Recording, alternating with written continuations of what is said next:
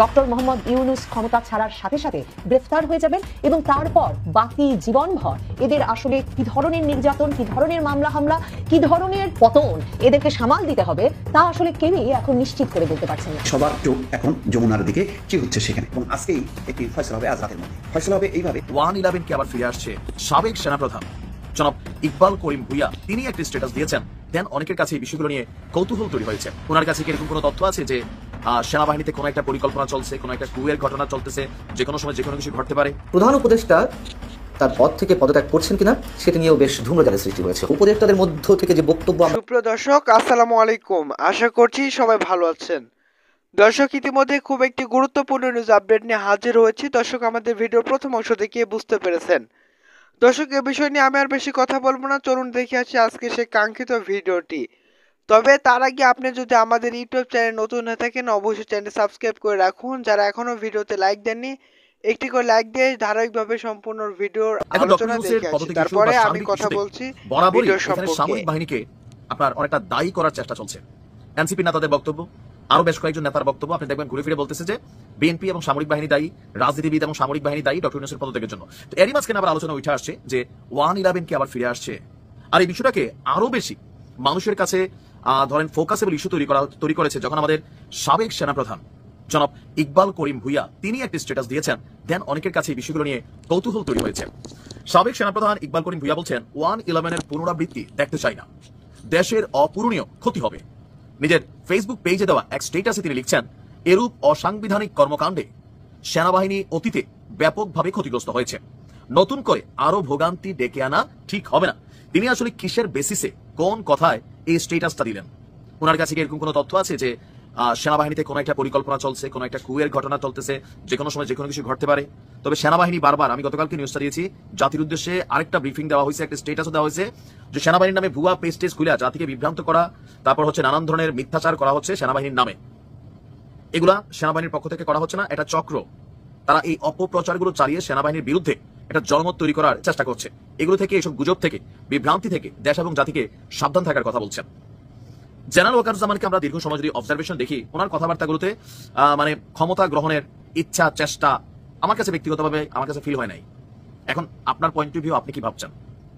কারণ যদি এটা নেওয়ার চিন্তা করতেন, আমার মতে মাঝখানে যে সময়টা অনেক কিছু হয়তো করার সুযোগ ছিল, বাট তিনি সেটা করেন না। ইভেন তিনি আনটিল নাও ক্লিয়ারলি গণতান্ত্রিক প্রক্রিয়া একটা নির্বাচন হওয়ার জন্য অপেক্ষা করছেন, যে একটা নির্বাচন হয়ে যাক, রাজনৈতিক সরকার ক্ষমতায় আসুক। কারণ ইন্টারিম তো আজীবনের জন্য আসে নাই, নির্দিষ্ট সময়ের জন্য আছে সংস্কার। তো সংস্কার কি হচ্ছে এই কথা রাজনৈতিক দলগুলো বলছে, কিন্তু সেনাপ্রধান যখন বলছে, এখানে কিছু সমালোচনার ইস্যু তৈরি হয়েছে যে সেনাবাহিনীর আইনে হয়তো এমন কোন রুলস আছে যে আপনি চাইলেই, আমরা যেমন আমজনতা যা খুশি তা বলতে পারি, সেনাপ্রধান, পুলিশ প্রধান অথবা নৌবাহিনী প্রধান, বিমান বাহিনী প্রধান, তারা অনেক কিছু হিসাব নিকাশ করে বলতে হয়।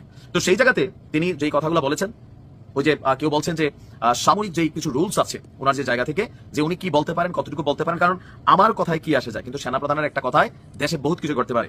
সো এগুলা ইস্যু আছে অবশ্যই।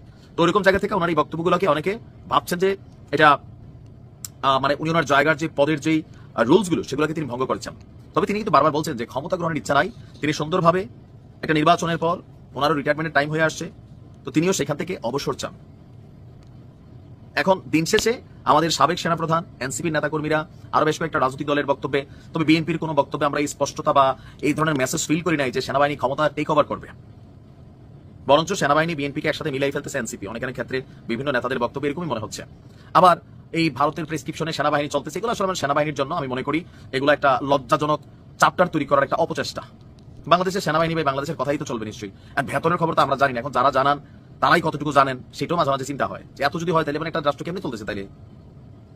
আর 1/11 যে ইস্যুটা ছিল, যে বললাম না ভিডিওর প্রথমে, যে মানুষের মধ্যে নানান মুড সুইং হয়, 1/11 আর একটা ফিরে আসুক, এটা বাংলাদেশের মানুষ কখনোই চায় না, আমিও চাই না। সারা দেশ জুড়ে একটা গুমট পরিবেশ। তারপরেও সেনাবাহিনীর যে নিরাপত্তা ব্যবস্থা সেটি যেমন একদিকে খুব জোরদার করা হয়েছে, সে বিষয়ে আমি পরে বলছি। তার আগে প্রধান উপদেষ্টা তার পদ থেকে পদত্যাগ করছেন কিনা সেটা নিয়েও বেশ ধূম্রজালের সৃষ্টি হয়েছে। হয়তো অনেকেই ধরে নিচ্ছি আমরা যে তিনি সহজে পদত্যাগ করবেন না, তারপরে উপদেষ্টাদের মধ্য থেকে যে বক্তব্য আমরা পাচ্ছি তা নিয়ে বেশ রহস্যের সৃষ্টি হয়েছে। শনিবার একনেক বৈঠকের পরে উপদেষ্টাদের যে রুদ্ধদ্বার বৈঠক ছিল, সেখানে 19 জন উপদেষ্টা উপস্থিত ছিলেন। বৈঠক শেষে পরিকল্পনা উপদেষ্টা ডক্টর ওয়াহিদুদ্দিন মাহমুদকে প্রশ্ন করা হয়েছিল সাংবাদিকদের পক্ষ থেকে যে বৈঠকে প্রধান উপদেষ্টা পদত্যাগ সম্পর্কে কোনো কথাবার্তা হয়েছে কিনা। তিনি যে কথাগুলো বললেন সেগুলো একটু ডিপ্লোম্যাটিক, যদিও বলেছেন যে না তিনি যাচ্ছেন না, তিনি চলে যাবেন বলেননি, অর্থাৎ প্রধান উপদেষ্টা এমন কোনো কথা বলেনি যে তিনি চলে যাবেন। তিনি অবশ্যই থাকছেন, আমাদের উপর অর্পিত দায়িত্ব বড় দায়িত্ব, এই দায়িত্ব ছেড়ে আমরা যেতে পারবো না। আমরা যে কাজ করছি এবং এসব কাজ করতে গিয়ে প্রতিবন্ধকতা সৃষ্টি হচ্ছে, আমরা সবাই প্রতিবন্ধকতা চিহ্নিত করছি। এই হচ্ছে ডক্টর ওয়াহিদুদ্দিন মাহমুদের কথা। এবং অন্যান্য যে উপদেষ্টা তারাও যে কথাগুলো বললেন বা মুখে কেউ কেউ ক্লু পেতে আছেন, সেখান থেকেও রহস্যের সৃষ্টি হচ্ছে, ঘনীভূত হচ্ছে। ডক্টর ওয়াহিদুদ্দিন মাহমুদ কিন্তু স্পষ্ট করে বললেন না যে কোনো আলোচনা হয়েছে কিনা, শুধু বললেন, তিনি বলেননি যে তিনি ছেড়ে যাবেন। বন পরিবেশ ও জলবায়ু বিষয়ক উপদেষ্টা সৈয়দা রিজওয়ানা হাসান, বেশ কর্তৃত্ব দেখানো যে ব্যক্তি, তিনি, তার কাছেও প্রশ্ন ছিল যে প্রধান উপদেষ্টা পদত্যাগ করছেন কিনা। তিনি বলছেন যে এ বিষয়ে কোনো আলোচনা হয়নি উপদেষ্টা পরিষদের বৈঠকে। কী নিয়ে আলোচনা হয়েছে? সংস্কার নিয়ে কথা হয়েছে এবং কে কোন বিষয়ে কোথায় কথা বলবে সে বিষয়ে কথা হয়েছে। এই যে একটু আগে আমি বলছিলাম, বেশ কর্তৃত্বের অধিকারী উপদেষ্টা সৈয়দ রিজওয়ানা হাসান, তার হাবভাব গত 9 মাসে আমরা যা দেখেছি, কখনো কখনো মনে হয়েছে যে তিনিই গভর্নমেন্ট লিড করছেন। যাই হোক, তিনি বলেছেন, তার মুখ থেকে বেরিয়েছে যে কে কোথায় কোন কথা বলবে সে বিষয়ে কথা হয়েছে।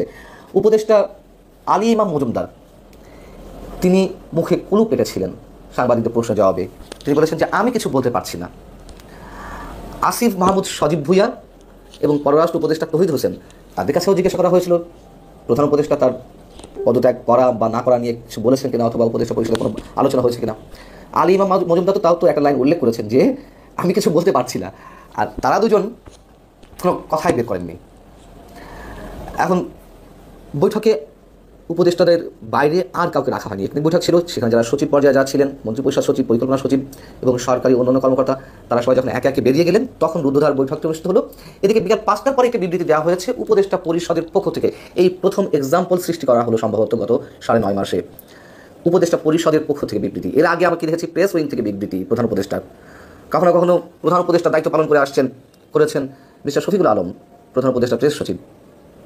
তো যাই হোক, এটা আমাদের সৌভাগ্যের বিষয় যে উপদেষ্টা পরিষদের পক্ষ থেকে বিবৃতি এসেছে। সেই বিবৃতিতে কি বলা হচ্ছে, অন্তর্বর্তীকালীন সরকারের উপর অর্পিত যে 3 প্রধান দায়িত্ব, নির্বাচন, সংস্কার এবং বিচার, মানে আওয়ামী লীগের বিচার, সেই বিষয়ে বিস্তারিত আলোচনা হয়েছে। এসব দায়িত্ব পালনে বিভিন্ন সময় নানান ধরনের। তো দর্শক, এই ছিল আজকের ভিডিও। আশা করছি আপনি সম্পূর্ণ ভিডিও দেখেছেন। দর্শক, আসলে সম্পূর্ণ ভিডিও দেখেই বুঝতে পেরেছেন আসলে কোন দিক কোন বিষয়টি ইঙ্গিত করছে। দর্শক, ইতিমধ্যে আপনি কিন্তু জেনে গেছেন বাংলাদেশের যে প্রেক্ষাপট, সেই প্রেক্ষাপট কিন্তু খুব একটি ভয়ঙ্কর হতে যাচ্ছে। আমাদের ভিডিও সম্পূর্ণ যারা দেখেছেন তারা অবশ্যই বুঝতে পেরেছেন আসলে কোন দিক কোন বিষয়টি ইঙ্গিত করছে। তো বিষয় নিয়ে আমি আর বেশি কথা বলছি না। দর্শক, যারা দেখেছেন অবশ্যই বুঝতে পেরেছেন। আমাদের ভিডিও সম্পর্কে আপনার মূল্যবান মতামত অবশ্যই কমেন্টস করে জানিয়ে দিন। ধন্যবাদ।